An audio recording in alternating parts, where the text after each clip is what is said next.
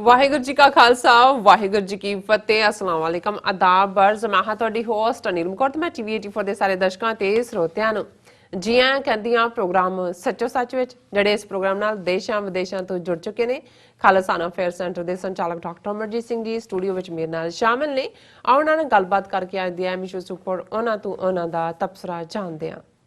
ਜੀ ਡਾਕਟਰ ਸਾਹਿਬ ਵਾਹਿਗੁਰੂ ਜੀ ਕਾ ਖਾਲਸਾ ਵਾਹਿਗੁਰੂ ਜੀ ਕੀ ਫਤਿਹ। हाँ जी नीलम कौर जी ਤੁਹਾਨੂੰ ਵੀ ਤੇ ਦੁਨੀਆ ਭਰ ਚ ਬੈਠੇ ਸਾਡੇ ਟੀਵੀ 84 ਦੇ ਬਹੁਤ ਹੀ ਪਿਆਰੇ ਸੋਹਣੇ ਸਿਆਣੇ ਸੁਨੱਖੇ ਟੀਵੀ 84 ਦੇ ਦਰਸ਼ਕਾਂ ਨੂੰ ਵੀ ਵਾਹਿਗੁਰੂ ਜੀ ਕਾ ਖਾਲਸਾ ਵਾਹਿਗੁਰੂ ਜੀ ਕੀ ਫਤਿਹ ਤੇ ਸਾਡੇ ਬਹੁਤ ਹੀ ਪਿਆਰੇ ਮੁਸਲਮਾਨ ਭੈਣਾਂ ਭਰਾਵਾਂ ਨੂੰ अस्सलाम वालेकुम जी डॉक्टर साहब जी आनू प्रोग्राम सचो सच विच बहुत शुक्रिया जी डॉक्टर साहब आज 26 अक्तूबर 2020 12 ਕੱਤਕ ਨਾਨਕਸ਼ਾਹੀ ਸੰਮਤ 552 ਦਾ ਦਿਨ ਹੈ ਤੇ ਡਾਕਟਰ ਸਾਹਿਬ ਪ੍ਰੋਗਰਾਮ ਸ਼ੁਰੂ ਕਰਨ ਤੋਂ ਪਹਿਲਾਂ ਅਸੀਂ ਆਪਣੇ ਦਰਸ਼ਕਾਂ ਤੇ ਸਰੋਤਿਆਂ ਨੂੰ ਹਮੇਸ਼ਾ ਤਰ੍ਹਾਂ ਦੱਸਦੇ ਵਿਊਅਰਸ ਜੇ ਤੁਸੀਂ ਹੱਕ ਸੱਚ ਇਨਸਾਫ ਤੇ ਪੈਰਾ ਦਿੰਦਾ ਇੱਕੋ ਇੱਕ ਚੈਨਲ ਟੀਵੀ 84 ਨੂੰ ਦੇਖਣਾ ਚਾਹੁੰਦੇ ਹੋ ਤਾਂ ਤੁਸੀਂ ਦੇਖ ਸਕਦੇ ਹੋ spectrum cable RCN cable Bell 5 cable in Canada roku Jadoo box ਸ਼ਾਵਾ ਫੇਸਬੁੱਕ ਟੀਵੀ 84 ਦੀ ਐਪ ਰਾਹੀਂ online streaming and IP box ते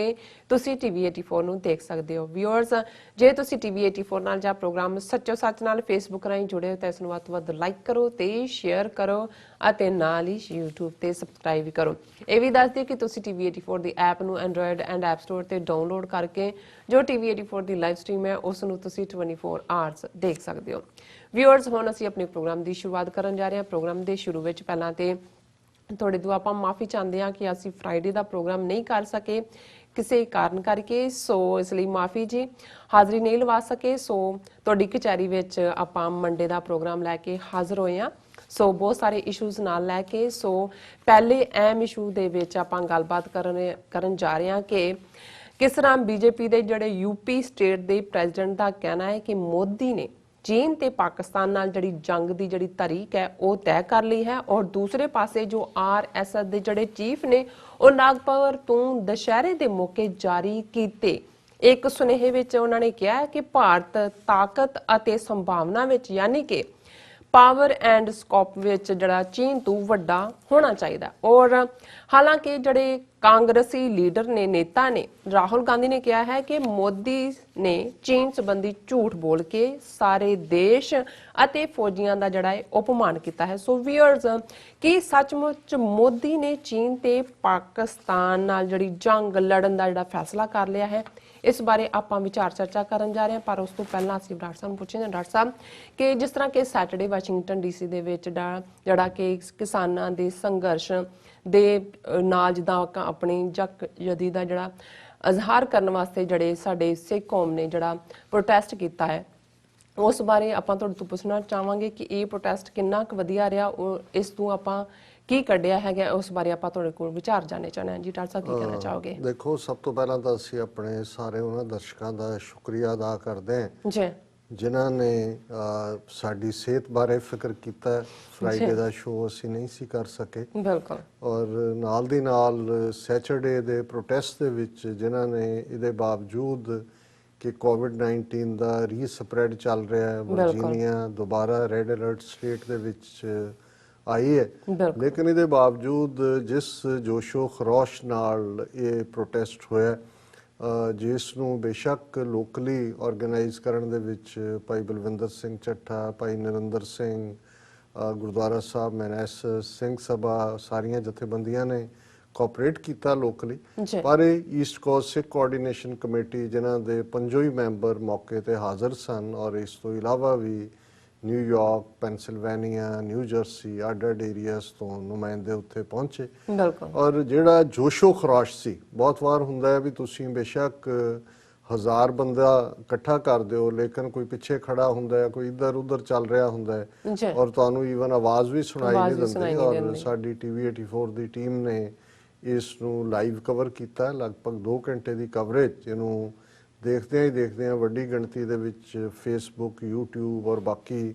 ਜਿਹੜੇ ਸਾਡੇ ਸਾਰੇ ਹੀ ਆਊਟਲੈਟ ਨੇ ਉਹਨਾਂ ਦੇ ਉੱਤੇ ਦੇਖਿਆ ਗਿਆ ਬਹੁਤ ਸਾਰੇ ਕਮੈਂਟਸ ਵੀ ਨੇ ਔਰ ਅਸੀਂ ਸਾਰੇ ਹੀ ਵੀਰਾਂ ਦਾ ਔਰ ਈਸਟ ਕੋਸਟ ਸਿੱਖ ਕੋਆਰਡੀਨੇਸ਼ਨ ਕਮੇਟੀ ਔਰ ਬਾਕੀ ਸਾਰੀਆਂ ਜਥੇਬੰਦੀਆਂ Sikhs for justice Sikh youth of America ਜਿਨ੍ਹਾਂ ਦੇ ਨੁਮਾਇੰਦਿਆਂ ਨੇ ਐਡਰੈਸ ਵੀ ਕੀਤਾ ਉਸ ਪ੍ਰੋਟੈਸਟ ਨੂੰ ਉਹਨਾਂ ਦਾ ਸ਼ੁਕਰੀਆ ਵੀ ਅਦਾ ਕਰਦੇ ਔਰ ਮੈਂ ਸਮਝਦਾ ਵੀ ਇਹ ਮੈਸੇਜ ਬੜਾ ਜ਼ਰੂਰੀ ਹੁੰਦਾ ਹੈ। ਜਿਵੇਂ ਪੰਜਾਬ ਇਸ ਵੇਲੇ ਸਾਰਾ ਸਮੁੱਚੇ ਤੌਰ ਤੇ ਖੜਾ ਹੈ ਆਪਣੇ ਕਿਸਾਨਾਂ ਦੇ ਨਾਲ ਵੀ, ਔਰ ਇਹ ਲੜਾਈ ਹੌਲੀ ਹੌਲੀ ਦਿੱਲੀ ਦੇ ਖਿਲਾਫ ਸਿੱਧੀ ਲੜਾਈ, ਜਿਹਨੂੰ ਆਰ ਪਾਰ ਦੀ ਲੜਾਈ ਉੱਥੇ ਸ਼ੰਭੂ ਬਾਰਡਰ ਦੇ ਉੱਤੇ ਜਿਹੜਾ ਇਕੱਠ ਹੁੰਦਾ ਉਹਦੇ ਚ ਕਿਹਾ ਜਾ ਰਿਹਾ, ਔਰ ਬਣਦੀ ਵੀ ਜਾ ਰਹੀ ਹੈ। ਔਰ ਅਸੀਂ ਜਿਹੜਾ ਤੀਸਰੇ ਸੈਗਮੈਂਟ ਦੇ ਵਿੱਚ ਵੇਰਵੇ ਨਾਲ ਗੱਲ ਕਰਾਂਗੇ ਕਿ ਕਿਵੇਂ ਇਸ ਵਾਰ ਦੁਸਹਿਰਾ, ਜਿੱਥੇ ਕਿ ਇਹਨਾਂ ਨੇ ਇੱਕ ਮਾਈਥੋਲੋਜੀਕਲ ਕਹਾਣੀ ਦੇ ਥੱਲੇ ਹਰ ਸਾਲ ਰਾਵਣ ਔਰ ਉਹਦੇ ਭਰਾ ਕੁੰਭਕਰਨ ਔਰ ਮੇਘਨਾਦ, ਉਹਨਾਂ ਦੀਆਂ ਜਿਹੜੇ ਆ ਉਹ ਪੁਤਲੇ ਸਾੜਨ ਦਾ ਸ਼ੁਰੂ ਕੀਤਾ ਹੋਇਆ ਕਈ ਸਦੀਆਂ ਤੋਂ। ਔਰ ਇਸ ਵਾਰ ਇਸ ਸਾਰੀ ਦੌੜ ਦੇ ਵਿੱਚ ਜਿਹੜੇ ਪੁਤਲੇ ਤਾਂ ਜ਼ਰੂਰ ਸੜੇ, ਪਰ ਉਹਦੇ ਚ ਮੋਦੀ ਹੈ, ਅਮਿਤ ਸ਼ਾਹ ਹੈ ਔਰ ਇਹਨਾਂ ਦੀ ਯੋਗੀ ਆਦਿੱਤਿਆਨਾਥ ਹੈ। ਸੋ ਮੈਂ ਸਮਝਦਾ ਵੀ ਇਸ ਗੱਲ ਨੇ ਉਹਨਾਂ ਨੂੰ ਬਹੁਤ ਤਕਲੀਫ ਵੀ ਦਿੱਤੀ ਹੈ, ਕਿਉਂਕਿ ਅੱਜ ਦੇ ਰਾਵਣ ਤਾਂ ਫਿਰ ਵੀ ਉਹਨੂੰ ਤੁਸੀਂ ਕਿਤੇ ਨਾ ਕਿਤੇ ਇੱਕ ਰਿਵੈਂਜ ਦੇ ਥੱਲੇ, ਔਰ ਇਹਦੇ ਬਾਵਜੂਦ ਕਿ ਉਹ ਸੀਤਾ ਨੂੰ ਲੈ ਕੇ ਗਿਆ, ਜਿਵੇਂ ਬਹੁਤ ਸਾਰੀਆਂ ਪੋਸਟ ਨੇ, ਪਰ ਉਹਨੇ ਹਾਰਮ ਨਹੀਂ ਕੀਤਾ, ਉਹਨੂੰ ਬੇਇੱਜ਼ਤ ਨਹੀਂ ਕੀਤਾ, ਉਹਨੇ ਆਪਣਾ ਰਿਵੈਂਜ ਹੀ ਦਿਖਾਇਆ। ਲੇਕਿਨ ਅੱਜ ਜਿਸ ਹੱਦ ਤੱਕ ਇਹ ਹਿੰਦੂਤਵੀ ਹਾਕਮ ਨਫ਼ਰਤ ਦੀ ਅੱਗ ਦੇ ਵਿੱਚ ਸੜੇ ਹੋਏ ਜੋ ਕੁਝ ਘੱਟ ਗਿਣਤੀਆਂ ਦੇ ਨਾਲ ਕਰ ਰਹੇ ਨੇ, ਔਰ ਕੁੱਲ ਮਿਲਾ ਕੇ ਵੀ ਜੋ law and order the situation ਬਣੀ ਹੋਈ ਹੈ, ਔਰ ਪੰਜਾਬ ਨੂੰ ਬਿਲਕੁਲ ਇੱਕ ਪਾਸੇ ਖੂੰਜੇ ਲਾ ਕੇ ਇਹਨਾਂ ਨੇ ਕਸ਼ਮੀਰ ਦੇ ਵਿੱਚ ਜੋ 5 ਅਗਸਤ 2019 ਨੂੰ ਕਰਨ ਤੋਂ ਬਾਅਦ ਜੋ ਪਿਛਲੇ 14 ਮਹੀਨਿਆਂ ਤੋਂ ਕਰ ਰਹੇ ਨੇ, ਉਹੀ ਦੁਬਾਰਾ ਪੰਜਾਬ ਦੇ ਵਿੱਚ ਕਰਨ ਦੀ ਤਿਆਰੀ ਹੈ। ਪਰ ਅਸੀਂ ਤੀਸਰੇ ਸੈਗਮੈਂਟ 'ਚ ਵੇਰਵੇ ਨਾਲ ਗੱਲਬਾਤ ਕਰਾਂਗੇ, ਔਰ ਇਹਨਾਂ ਦੀ ਨੀਤੀ ਕੀ ਹੈ, ਗਵਾਂਢੀਆਂ ਦੇ ਨਾਲ ਕੀ ਚੱਲ ਰਿਹਾ ਹੈ। ਜਦੋਂ ਅਸੀਂ ਦੇਖ ਰਹੇ ਹਾਂ ਕਿ ਇੱਕ ਪਾਸੇ secretary of state America the, secretary of defence, ਉਹ ਦਿੱਲੀ 'ਚ ਬੈਠੇ ਐਗਰੀਮੈਂਟ ਸਾਈਨ ਕਰ ਰਹੇ ਨੇ, ਪਰ ਪ੍ਰੈਜ਼ੀਡੈਂਟ ਟਰੰਪ ਨੇ ਕਿਵੇਂ ਜਿਹੜੀ ਪ੍ਰੈਜ਼ੀਡੈਂਸ਼ੀਅਲ ਡਿਬੇਟ ਪਿਛਲੇ ਹਫਤੇ 'ਚ ਹੋਈ ਹੈ, ਜਿਹਨੂੰ ਅਸੀਂ ਫਰਾਈਡੇ ਡਿਸਕਸ ਕਰਨਾ ਸੀ ਪਰ ਨਹੀਂ ਕਰ ਸਕੇ, ਉਹਦੇ 'ਚ ਉਹਨਾਂ ਨੇ ਭਾਰਤ ਦਾ ਇੱਕ ਵਾਰ ਫਿਰ ਜਲੂਸ ਕੱਢਿਆ, ਕਹਿ ਕੇ ਕਿ ਫਿਲਥੀ, ਇਹਦੀ ਏਅਰ ਵੀ ਫਿਲਥੀ ਹੈ। ਉਹ ਤੋਂ ਪਹਿਲਾਂ ਵੀ ਟਰੰਪ ਨੇ ਕਿਹਾ ਸੀ ਕਿ ਇਹ ਟੈਰਿਫ ਕਿੰਗ ਹੈ, ਔਰ ਇਹਨਾਂ ਨੇ COVID-19 ਡੈਥਸ ਵੀ ਲੁਕਾਈਆਂ ਨੇ। ਸੋ ਉਹਦੇ ਤੇ ਵੀ ਅਸੀਂ ਗੱਲ ਕਰਾਂਗੇ ਕਿ ਭਾਈ ਇਹ ਕੀ ਇਹਨਾਂ ਦੀ ਪ੍ਰੈਜ਼ੀਡੈਂਟ ਕੀ ਕਹਿੰਦਾ ਹੈ ਔਰ ਚੱਲ ਕੀ ਰਿਹਾ। ਪਰ ਇਸ ਦੇ ਨਾਲ ਕਿਵੇਂ ਚੀਨ ਦੇ ਹਵਾਲੇ ਨਾਲ ਚੀਨ ਨੇ ਵੀ ਆਪਣਾ ਜਿਹੜਾ ਉਹ ਰੰਗ ਦਿਖਾਣਾ ਇਹਨਾਂ ਨੂੰ ਅਸਲੀ ਸ਼ੁਰੂ ਕੀਤਾ। ਲੇਕਿਨ ਅਸੀਂ ਇੱਕ ਪੋਜ਼ਿਟਿਵ ਨੋਟ ਦੇ ਨਾਲ ਇਸ ਪਹਿਲੇ ਸੈਗਮੈਂਟ ਦੇ ਵਿੱਚ ਹੀ ਜ਼ਿਕਰ ਕਰਦੇ ਹਾਂ NDP ਜਿਹੜੀ ਪਾਰਟੀ ਦੇ ਲੀਡਰ ਜਗਮੀਤ ਸਿੰਘ ਨੇ, ਔਰ ਜ਼ਾਹਰ ਹੈ ਕਿ ਉਹ ਇਸ ਵੇਲੇ ਕਿੰਗ ਮੇਕਰ ਦੇ ਰੋਲ 'ਚ ਨੇ। ਜੇ ਹੁਣ ਫੈਡਰਲ ਜਿਹੜਾ ਉਹਨਾਂ ਦੀ ਨੋ ਕੌਨਫੀਡੈਂਸ ਮੋਸ਼ਨ ਕੰਜ਼ਰਵੇਟਿਵਸ ਲਿਆ ਰਹੇ ਨੇ, ਲੇਕਿਨ ਜਗਮੀਤ ਸਿੰਘ ਦੀ ਪਾਰਟੀ ਦਾ ਇਹ ਕਹਿਣਾ ਹੈ ਕਿ ਅਸੀਂ ਡਿੱਗਣ ਨਹੀਂ ਦਿੰਦੇ ਸਰਕਾਰ ਨੂੰ। ਲੇਕਿਨ ਜਿਹੜੀ ਪ੍ਰਾਪਤੀ ਹੈ, ਕਿਉਂਕਿ ਜਦੋਂ ਜਗਮੀਤ ਸਿੰਘ NDP ਦੇ ਲੀਡਰ ਬਣੇ, ਜਿਵੇਂ ਇੰਡੀਅਨ ਗਵਰਨਮੈਂਟ ਉਹਨਾਂ ਦੇ ਜਿਹੜੇ ਟੁੱਕੜ ਬੋਚ ਨੇ, ਉਹਨਾਂ ਨੇ ਕੈਨੇਡਾ 'ਚ ਕਿਵੇਂ ਜ਼ੋਰ ਲਾਇਆ ਉਹਨਾਂ ਨੂੰ MP ਦੀ ਸੀਟ ਤੋਂ ਹਰਾਉਣ ਲਈ ਵੀ, ਔਰ ਕਿਵੇਂ ਜਿਹੜਾ ਸੈਪਰੇਟਿਸਟ, ਖਾਲਿਸਤਾਨੀ ਔਰ ਦਹਿਸ਼ਤਗਰਦ ਔਰ ਕਸ਼ਮੀਰ ਦੇ ਮੁੱਦੇ ਤੇ ਵੀ, ਕਿਉਂਕਿ ਉਹਨਾਂ ਨੇ ਆਵਾਜ਼ ਉਠਾਈ ਸੀ, ISI ਨਾਲ ਜੋੜਨ ਦੀ ਕੋਸ਼ਿਸ਼ ਵੀ ਕੀਤੀ। ਔਰ ਕਿਉਂਕਿ ਪਿਛਲੀਆਂ ਪਾਰਲੀਮੈਂਟਰੀ ਚੋਣਾਂ 'ਚ NDP ਦੀਆਂ ਸੀਟਾਂ ਓਵਰਆਲ ਫੈਡਰਲ ਲੈਵਲ ਦੇ ਉੱਤੇ ਘਟੀਆਂ, ਉਹਦੇ ਲਈ ਵੀ ਉਹਨਾਂ ਨੇ ਕਿਹਾ ਜੀ ਦੇਖ ਲਓ ਲੀਡਰ ਬਣਿਆ, ਘਟੀਆਂ ਨੇ। ਔਰ ਹੁਣ ਮੈਂ ਸਮਝਦਾ ਹਾਂ ਵੀ ਇੱਕ ਜਿਹੜੀ ਰਿਮਾਰਕੇਬਲ ਜਿਹੜੀ ਵਿਕਟਰੀ ਹਾਸਲ ਹੋਈ ਹੈ ਵੀਕਐਂਡ ਦੇ ਉੱਤੇ। ਅਸੀਂ ਦੇਖਿਆ ਕਿ ਜਿਹੜਾ ਵੱਡਾ ਸੂਬਾ ਹੈ ਬ੍ਰਿਟਿਸ਼ ਕੋਲੰਬੀਆ ਕੈਨੇਡਾ ਦਾ, ਉਸ ਦੀਆਂ ਪ੍ਰੋਵਿੰਸ਼ੀਅਲ ਜਿਹਨਾਂ ਨੂੰ ਅਸੈਂਬਲੀ ਚੋਣਾਂ ਕਹਿੰਦੇ ਹੈ ਉਹ ਹੋਈਆਂ, ਔਰ 87 ਕੁੱਲ ਸੀਟਾਂ ਨੇ ਉਸ ਬ੍ਰਿਟਿਸ਼ ਕੋਲੰਬੀਆ ਦੀਆਂ, ਔਰ ਉਹਦੇ ਚੋਂ 55 ਸੀਟਾਂ ਲੈ ਕੇ NDP ਜਿਹੜੀ ਹੈ ਉਹ ਨਾ ਸਿਰਫ ਵੱਡੀ ਪਾਰਟੀ ਦੇ ਤੌਰ ਤੇ ਉਭਰੀ ਹੈ, ਬਲਕਿ ਕਨਵਿੰਸਿੰਗ ਵਿਕਟਰੀ ਹੋਈ ਹੈ, ਔਰ ਉਹਨਾਂ ਦੀ ਸਰਕਾਰ ਬਣੇਗੀ। ਇਸ ਵਾਰ ਪਿਛਲੀ ਵਾਰ ਨਾਲੋਂ 14 ਸੀਟਾਂ ਜ਼ਿਆਦਾ NDP ਨੇ ਜਿੱਤੀਆਂ, ਔਰ ਇਹਨਾਂ ਜਿੱਤਣ ਵਾਲਿਆਂ 'ਚ 6 ਜਿਹੜੇ MLA ਔਰ ਨੇ ਸਿੱਖ ਬੀਬੀਆਂ ਵੀ ਨੇ ਔਰ ਸਿੱਖ ਪੰਜਾਬੀ ਮੂਲ ਦੇ ਨੇ। ਔਰ ਪਹਿਲੀ ਵਾਰ ਹੈ ਕਿ ਬ੍ਰਿਟਿਸ਼ ਕੋਲੰਬੀਆ ਦੇ ਵਿੱਚ ਮਿਸਟਰ ਅਮਨ ਸਿੰਘ ਜਿਹੜੇ ਪਹਿਲੇ ਦਸਤਾਰਧਾਰੀ MLA ਬਣੇ ਨੇ, ਉਹ ਵੀ ਬ੍ਰਿਟਿਸ਼ ਕੋਲੰਬੀਆ ਦੀ ਅਸੈਂਬਲੀ 'ਚ ਪਹੁੰਚੇ ਨੇ। ਸੋ ਕੁੱਲ ਮਿਲਾ ਕੇ 87 ਚੋਂ 55 ਸੀਟਾਂ ਦੀ ਵਿਕਟਰੀ, ਇਹ ਜਿੱਥੇ ਜਗਮੀਤ ਸਿੰਘ ਦਾ ਕੱਦ ਵੀ ਹੋਰ ਵੱਡਾ ਕਰਦੀ ਹੈ, ਕਿਉਂਕਿ ਉਹਨਾਂ ਦੀ ਪ੍ਰੈਜ਼ੀਡੈਂਟਸ਼ਿਪ ਦੇ ਥੱਲੇ ਇਹ ਹੋਇਆ, ਉੱਥੇ ਸਿੱਖਾਂ ਦਾ ਵੀ ਮਾਣ ਵਧਿਆ ਕਿ ਉਹਨਾਂ ਨੇ ਜਿਹੜੀਆਂ 6 ਸੀਟਾਂ ਉਹਨਾਂ ਦੇ ਕੋਲ ਨੇ ਪੰਜਾਬੀਆਂ ਕੋਲ, ਔਰ ਦਸਤਾਰਧਾਰੀ ਸਿੰਘ ਦਾ ਹੋਣਾ ਇਹ ਦੱਸਦਾ ਹੈ ਕਿ ਭਾਈ ਸਾਰੇ ਪਾਸੇ ਸਿੰਘਾਂ ਸਿੰਘਣੀਆਂ ਨੇ ਆਪਣਾ ਲੋਹਾ ਮਨਵਾਉਣਾ ਸ਼ੁਰੂ ਕੀਤਾ ਹੋਇਆ। ਕਿਉਂਕਿ ਦੁਸਹਿਰੇ ਦਾ ਤਿਉਹਾਰ ਜਿਹਦਾ ਅਸੀਂ ਜ਼ਿਕਰ ਕਰਕੇ ਹਟੇ ਹਾਂ ਉਹ ਰਾਮ ਰਾਵਣ ਦੀ ਕਹਾਣੀ ਦੇ ਨਾਲ ਜੁੜਿਆ ਹੋਇਆ, ਉਹਦੇ 'ਚ ਅਸੀਂ ਨਹੀਂ ਜਾਵਾਂਗੇ, ਬੀਤਿਆ। ਔਰ ਪੰਜਾਬ ਨੇ ਤਾਂ ਉਸ ਨੂੰ ਜਿਵੇਂ ਸੈਲੀਬ੍ਰੇਟ ਕੀਤਾ ਹੀ ਹੈ, ਦੱਸ ਦਿੱਤਾ ਵੀ ਅੱਜ ਦੇ ਰਾਵਣ ਕੌਣ ਨੇ। ਹਾਲਾਂ ਜਿਵੇਂ ਡਰਾਮੇਬਾਜ਼ੀ ਇਹ ਸਾਰੇ ਹੀ ਨੌਟੰਕੀ ਮਾਸਟਰ ਨੇ ਮੋਦੀ, ਅਮਿਤ ਸ਼ਾਹ। ਮੋਦੀ ਨੇ ਆਪਣੀ ਲਗਭਗ 30 ਮਿੰਟ ਦੀ ਗੱਲਬਾਤ ਜਿਹੜੀ ਮਨ ਕੀ ਬਾਤ 'ਚੋਂ ਕਰਦਾ ਉਹਦੇ 'ਚ ਉਹਨੇ ਉਹੀ ਇੱਕ ਪਾਸੇ ਝੂਠ ਬੋਲ ਕੇ ਕਿ ਨਾ ਕੋਈ ਸਾਡੀ ਸਰਹੱਦ 'ਚ ਆਇਆ ਚੀਨ ਦੇ ਹਵਾਲੇ ਨਾਲ, ਨਾ ਕੋਈ ਘੁੱਸਾ, ਨਾ ਕਿਸੇ ਨੇ ਕੋਈ ਇਲਾਕਾ ਲਿਆ। ਲੇਕਿਨ ਹੁਣ ਉਹ ਇਹ ਕਹਿ ਰਿਹਾ, ਉਹਨੇ ਉਹਦੇ 'ਚ ਕਿਹਾ ਕਿ ਸਰਹੱਦਾਂ ਦੀ ਰਾਖੀ ਕਰਨ ਵਾਲੇ ਜਵਾਨਾਂ ਦੇ ਆਨਰ ਦੇ ਵਿੱਚ ਇੱਕ ਇੱਕ ਦੀਵਾ ਆਪਣੇ ਘਰ 'ਚ ਜਗਾਓ। ਇਹ ਉਹਨੇ ਦੁਸਹਿਰੇ ਤੋਂ ਇੱਕ ਦਿਨ ਪਹਿਲਾਂ, ਹਾਲਾਂਕਿ ਇਕੱਲਾ ਇਹੀ ਨਹੀਂ ਹੈ ਕਿ ਵੀ ਉਹਨਾਂ ਦੇ ਦੀਵੇ ਜਗਵਾ ਰਿਹਾ, ਕਿਉਂਕਿ 31 ਅਕਤੂਬਰ ਨੂੰ ਵੀ ਉਹਨੇ ਰੈਫਰ ਕੀਤਾ ਨਾਲ ਦੀ ਨਾਲ। ਔਰ ਇਸ ਸਾਰੇ ਦੇ ਨਾਲ ਉਹਨੇ ਇੰਦਰਾ ਗਾਂਧੀ ਨੂੰ ਵੀ ਸ਼ਰਧਾਂਜਲੀ ਦਿੱਤੀ, ਕਿਉਂਕਿ ਜਿਸ ਜਿਹੜਾ ਆਲ ਵਿਚਿਸ ਡੇ ਜਿਹਨੂੰ ਅਸੀਂ ਦੇਖਦੇ ਹਾਂ ਹੈਲੋਵੀਨ ਕਹਿੰਦੇ ਨੇ, ਭੂਤਨੀ, ਉਹ ਡੇ ਆ ਰਿਹਾ। ਸੋ ਉਹਨੇ ਇੰਦਰਾ ਗਾਂਧੀ ਦੀ ਕੁਰਬਾਨੀ ਨੂੰ ਵੀ ਬੜਾ ਸਜਦਾ ਕੀਤਾ ਕਿ ਜੀ ਬਹੁਤ ਉਹਨੇ ਦੇਸ਼ ਦੀ ਏਕਤਾ ਅਖੰਡਤਾ ਲਈ। ਪਟੇਲ ਜਿਹੜਾ ਸਿਰੇ ਦਾ ਫਿਰਕੂ ਆਦਮੀ, ਉਹਦੀ ਵੀ ਡੈਥ 31 ਅਕਤੂਬਰ ਨੂੰ ਹੋਈ। ਸੋ ਇਹ ਇਸ ਤੋਂ ਅੰਦਾਜ਼ਾ ਰਹਿਣਾ ਚਾਹੀਦਾ ਹੈ ਕਿ ਭਾਈ ਇਹਨਾਂ ਨੂੰ ਹਜ਼ਾਰਾਂ ਸਿੱਖ ਜਿਹੜੇ ਦਿੱਲੀ ਭਾਰਤ ਭਰ 'ਚ ਮਾਰੇ ਗਏ ਉਹਨਾਂ ਦਾ ਕਿਸੇ ਨੂੰ ਜ਼ਿਕਰ ਤੱਕ ਦਾ ਚੇਤਾ ਨਹੀਂ ਹੁੰਦਾ। ਤੇ ਉਸ ਵਿੱਚ ਨੂੰ ਜਿਹੜਾ ਭੂਤਣੀ ਨੂੰ ਇਹ, ਕਿਉਂਕਿ ਇਹਨਾਂ ਨੇ ਇਹ ਸਾਰਾ ਮਾਹੌਲ ਜੋ ਕ੍ਰੀਏਟ ਕੀਤਾ ਉਹ RSS ਦਾ ਸੀ। ਉਹਨੂੰ ਜਿਵੇਂ ਵਾਜਪਾਈ ਨੇ ਦੁਰਗਾ ਮਾਤਾ ਦਾ ਅਵਤਾਰ ਬਣਾਇਆ, ਪਰ ਇਹ ਜਿਹੜਾ ਇੱਕ ਪਾਸੇ ਫਰਾਡ ਜਿਹੜਾ ਉਹ ਜਵਾਨਾਂ ਦੇ ਨਾਂ ਥੱਲੇ ਆ। ਔਰ ਇਹਦੇ 'ਚ ਇੱਕ ਗੱਲ ਬੜੀ ਅਹਿਮੀਅਤ ਵਾਲੀ ਹੈ ਕਿ ਇਹਨਾਂ ਦੀ ਨੀਤੀ ਕੀ ਚੱਲ ਰਹੀ ਹੈ, ਜਾਂ ਅਲਟੀਮੇਟਲੀ ਇਹ ਦੇਸ਼ ਨੂੰ ਕਿਸ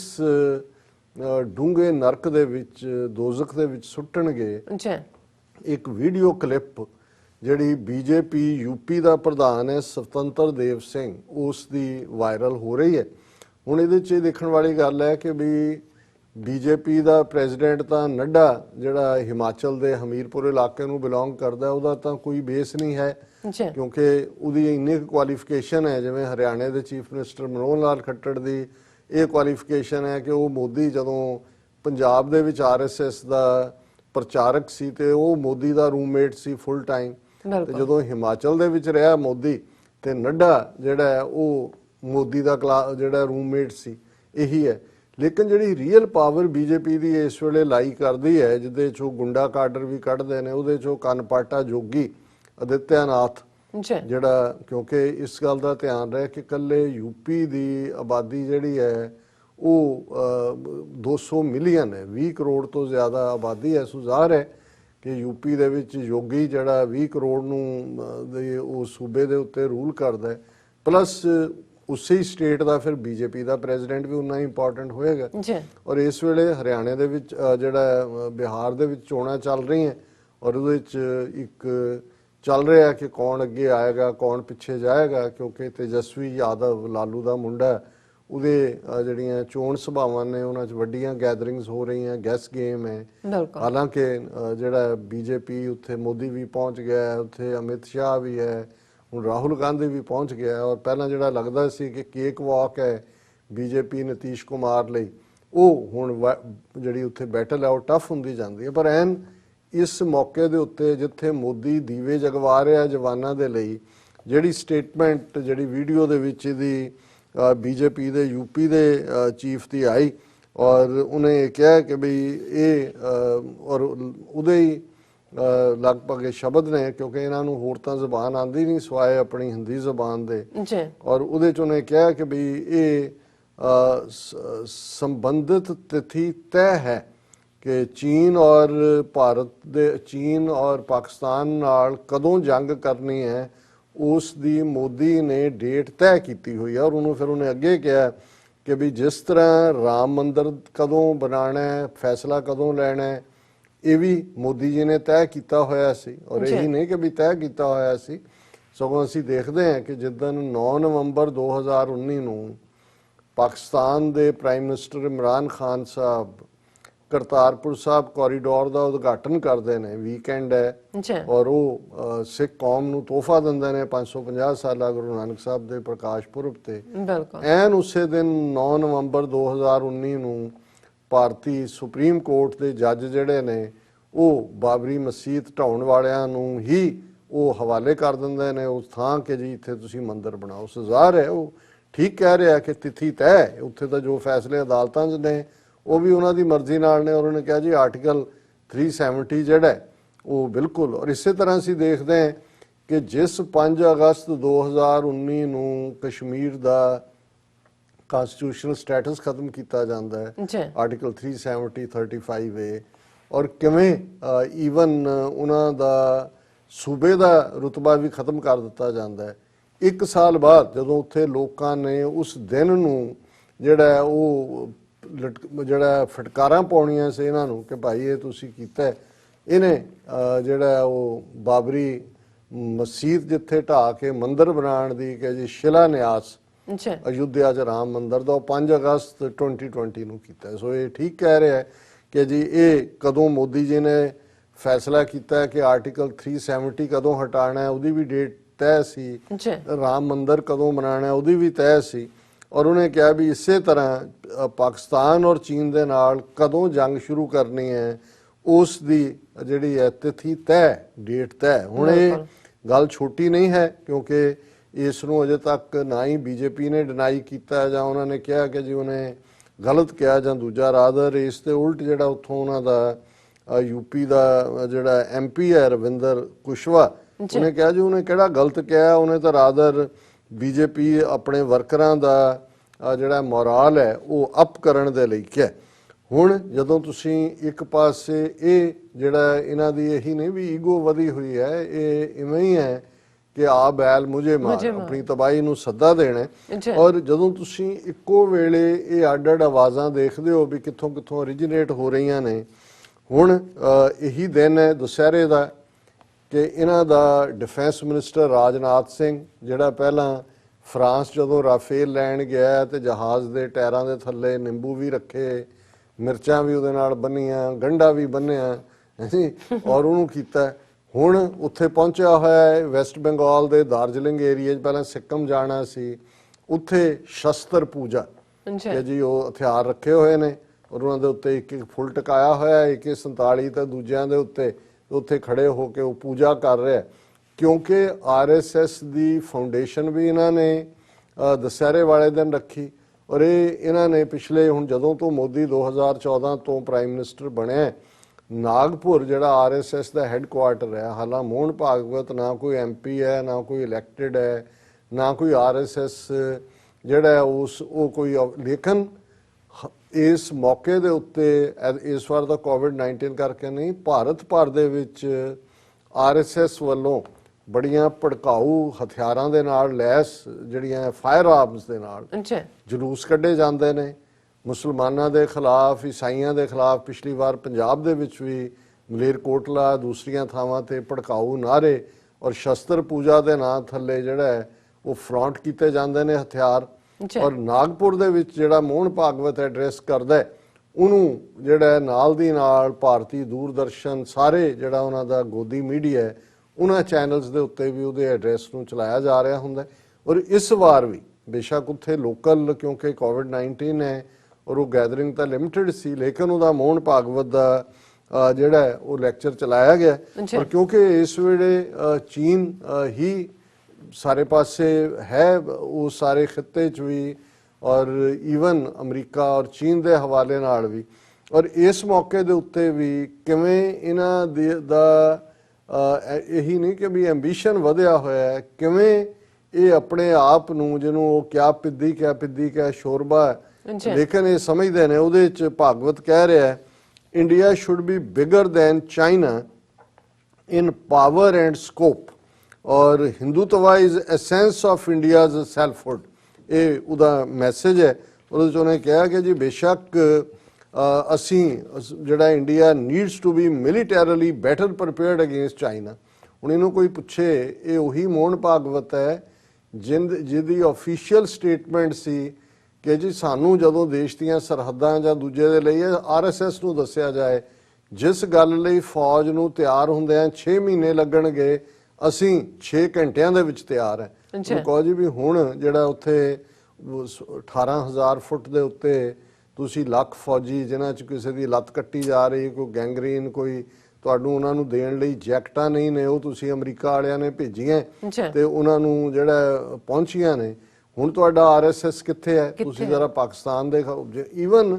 ਪੰਜਾਬ ਦੇ ਕਿਸਾਨ ਕਹਿ ਰਹੇ ਨੇ ਕਿ ਵੀ ਆ ਜਿਹੜਾ ਆਰਐਸਐਸ ਵਾਲਿਆਂ ਨੂੰ ਭੇਜੋ ਜ਼ਰਾ ਸ਼ੰਭੂ ਬਾਰਡਰ ਤੇ, ਇਹ ਜਿਹੜੇ ਨੇ ਅਸੀਂ ਇਹਨਾਂ ਨੂੰ ਸਬਕ ਸਿਖਾਉਂਦੇ ਹਾਂ। ਲੇਕਿਨ ਇਹ ਜਿਹੜਾ ਇਹਦੇ ਬਾਵਜੂਦ ਜੇ ਕਿਸੇ ਨੇ ਗਿੱਦੜ ਪਪਕੀਆਂ ਹੀ ਦੇਣੀਆਂ ਨੇ ਤਾਂ ਉਹਨੂੰ ਕੌਣ ਰੋਕ ਸਕਦਾ ਹੈ? ਉਹ ਇਹ ਕਹਿ ਰਿਹਾ ਕਿ ਜੀ ਦੇਖੋ ਚੀਨ ਦੇ ਖਿਲਾਫ ਹੁਣ ਕਿੰਨੇ ਦੇਸ਼ ਖੜੇ ਹੋ ਰਹੇ ਨੇ।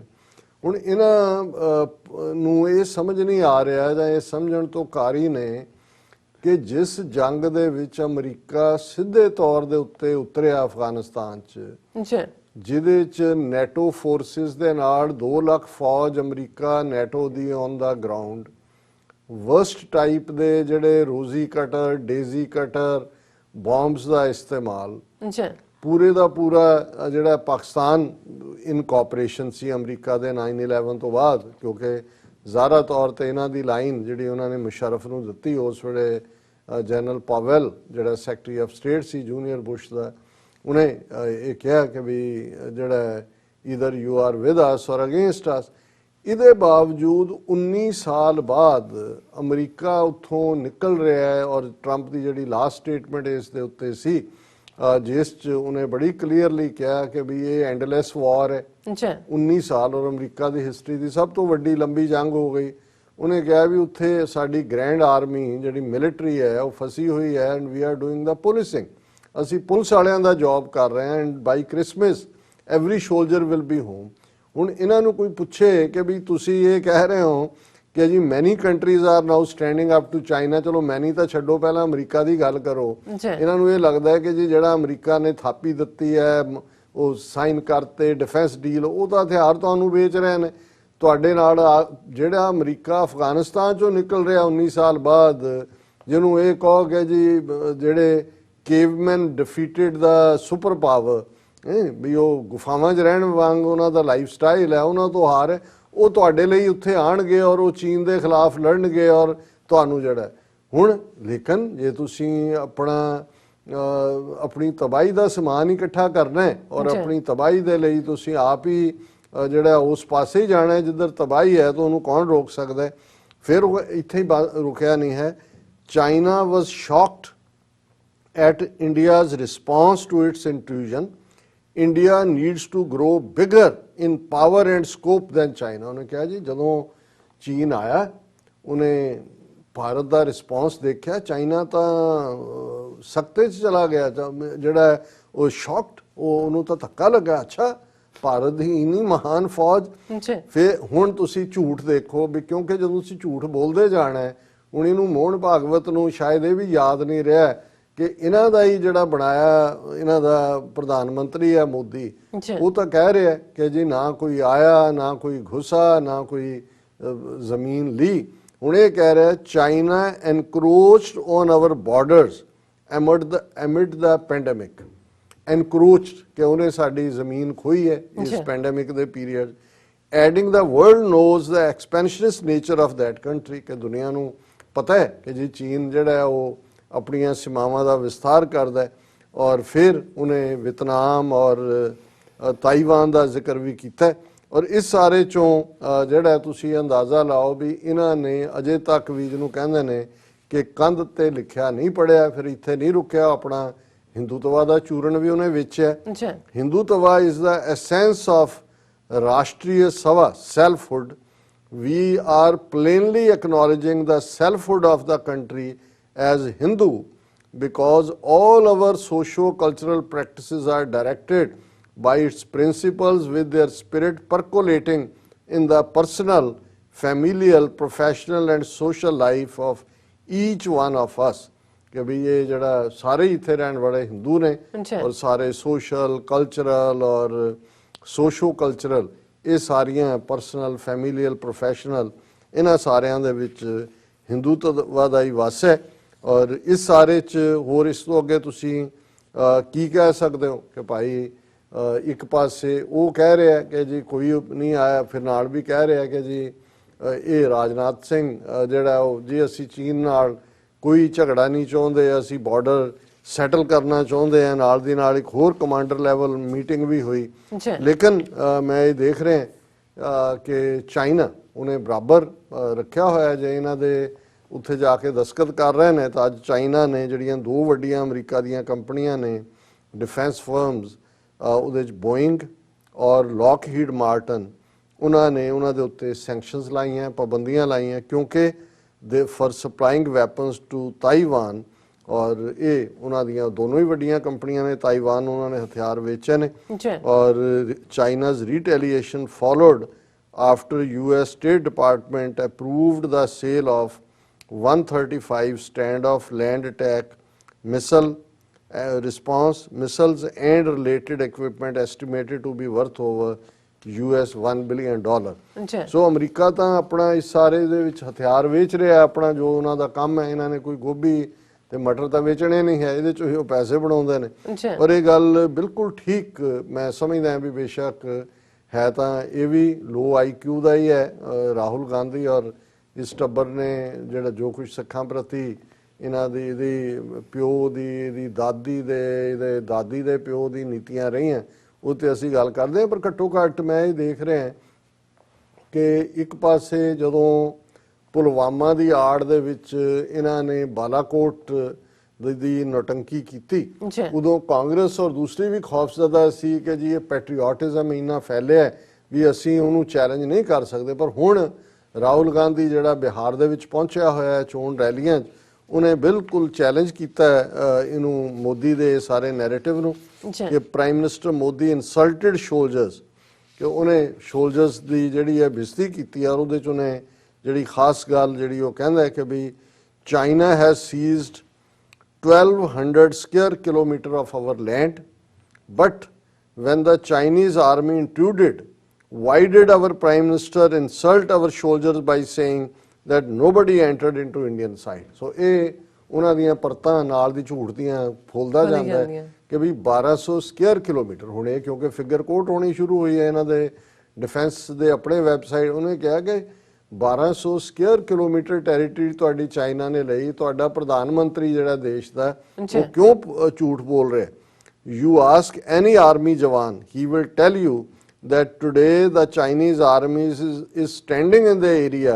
which we used to patrol earlier। ਕਿ ਜਿੱਥੇ ਅਸੀਂ ਪੈਟਰੋਲ ਕਰਦੇ ਸੀ, ਕਿਸੇ ਫੌਜੀ ਨੂੰ ਪੁੱਛ ਲਓ, ਉੱਥੇ ਚਾਈਨਾ ਖੜਾ ਹੈ। our land has been snatched away from us, ਕਿ ਸਾਡੀ ਜ਼ਮੀਨ ਸਾਡੇ ਤੋਂ ਖੋਈ ਗਈ ਹੈ। the question is Modi ji,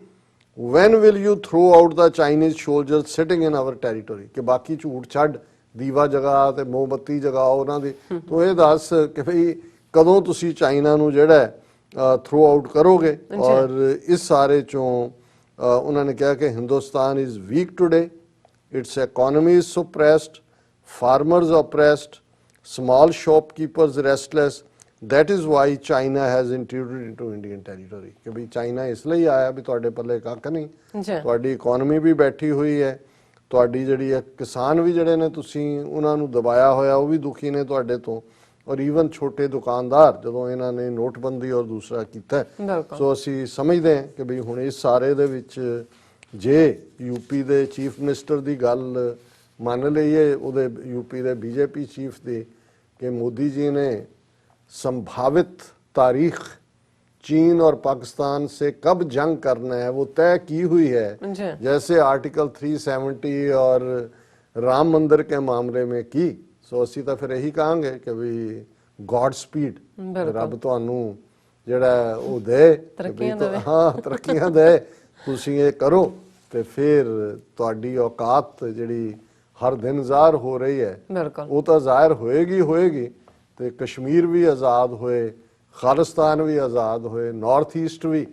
ਜਿਹੜੇ ਨੇ ਨਾਗੇ, ਮੀਜ਼ੋ, ਮਨੀਪੁਰੀ, ਉਹ ਵੀ ਆਜ਼ਾਦ ਹੋਣ। ਔਰ ਭਾਰਤ ਦੇ ਦਿੱਲੀ ਦੇ ਉੱਤੇ ਬੈਠਾ ਇਹ ਹਿੰਦੂਤਵੀ ਸਾਮਰਾਜ ਦਾ ਦੈਂਤ, ਇਹ ਵੀ ਜਿਹੜਾ ਟੁਕੜੇ ਟੁਕੜੇ ਹੋਏ। ਸੋ ਇਹੀ ਅਸੀਂ ਕਾਮਨਾ ਕਰਦੇ ਜੀ ਡਾਕਟਰ ਸਾਹਿਬ ਤੁਹਾਡਾ ਬਹੁਤ ਬਹੁਤ ਸ਼ੁਕਰੀਆ ਤੁਸੀਂ ਅੱਜ ਦਾ ਜੋ ਪਹਿਲਾ ਐਮਇਸ਼ੂ ਸੀ ਸਾਡੇ ਦਰਸ਼ਕਾਂ ਨਾਲ ਸਾਂਝਾ ਕੀਤਾ ਹੈ ਹੋਪ ਕਿ ਸਾਡੇ ਦਰਸ਼ਕਾਂ ਨੂੰ ਇਹ ਪਸੰਦ ਆਏ ਹੋਣਗੇ ਡਾਕਟਰ ਸਾਹਿਬ ਦੇ ਵਿਚਾਰ ਸੋ ਇੱਥੇ ਲੈਣੇ ਬ੍ਰੇਕ ਤੋਂ ਪਹਿਲਾਂ ਅਸੀਂ ਆਪਣੇ ਦਰਸ਼ਕਾਂ ਤੇ ਸਰੋਤਿਆਂ ਨੂੰ ਹਮੇਸ਼ਾ ਤਰ੍ਹਾਂ ਅਪੀਲ ਤੇ ਬੇਨਤੀ ਕਰਦੇ ਹਾਂ ਵਿਊਅਰਸ ਜਿਸ ਤਰ੍ਹਾਂ ਕਿ ਤੁਸੀਂ ਜਾਣਦੇ ਹੋ ਕਿ ਟੀਵੀ 84 ਇੱਕ ਪੰਥਕ ਚੈਨਲ ਹੈ ਔਰ ਅਸੀਂ ਚਾਹਾਂਗੇ ਕਿ ਤੁਸੀਂ ਟੀਵੀ 84 ਦੀ ਵੱਧ ਤੋਂ ਵੱਧ ਮਾਈਕ ਸਹਾਇਤਾ ਕਰੋ ਤੁਸੀਂ ਆਪਣੀ ਮਾਈਕ ਸਹਾਇਤਾ ਸਾਡੀ ਵੈਬਸਾਈਟ tv84.tv ਤੇ ਜਾ ਕੇ ਪੇਪਲ ਦੀ ਵਰਤੋਂ ਕਰਕੇ ਵਨ ਟਾਈਮ ਡੋਨੇਟ ਕਰ ਸਕਦੇ ਹੋ ਮੰਥਲੀ ਡੋਨੇਟ ਵੀ ਕਰ ਸਕਦੇ ਹੋ ਤੁਸੀਂ ਟੀਵੀ 84 ਦੇ ਨਾਮ ਤੇ ਚੈੱਕ ਬਣਾ ਕੇ ਸਾਨੂੰ ਮੇਲ ਵੀ ਕਰ ਸਕਦੇ ਹੋ ਸਾਡੇ ਇਸ ਪਤੇ ਤੇ 36-01 37th Avenue Long Island City New York 11101 USA ਜਾਂ ਫਿਰ ਸਾਨੂੰ ਫੋਨ ਰਾਹੀਂ ਵੀ ਸੰਪਰਕ ਕਰ ਸਕਦੇ ਹੋ ਸਾਡੇ ਫੋਨ ਨੰਬਰ ਤੇ 5166191984 thank you so much viewers ਵਿਚਾਰਾਂ ਦਾ ਸਿਲਸਿਲਾ ਇਸ ਤਰ੍ਹਾਂ ਚੱਲਦਾ ਰਹੇਗਾ ਮਿਲਦੇ ਹਾਂ ਛੋਟੇ ਜਿਹੇ ਵਕਫੇ ਤੋਂ ਬਾਅਦ